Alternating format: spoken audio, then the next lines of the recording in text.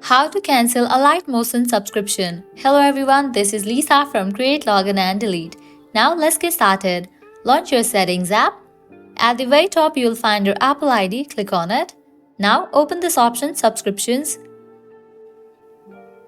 In this page, you will be able to find different sections. Under Active Subscription, you will be able to find the option of Alight Motion. Click on that option.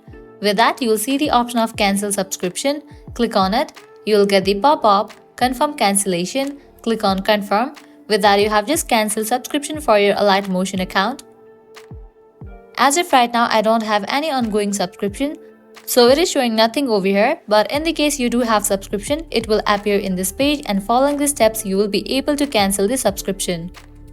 The great thing is you can carry on using the app until the subscription date was originally due.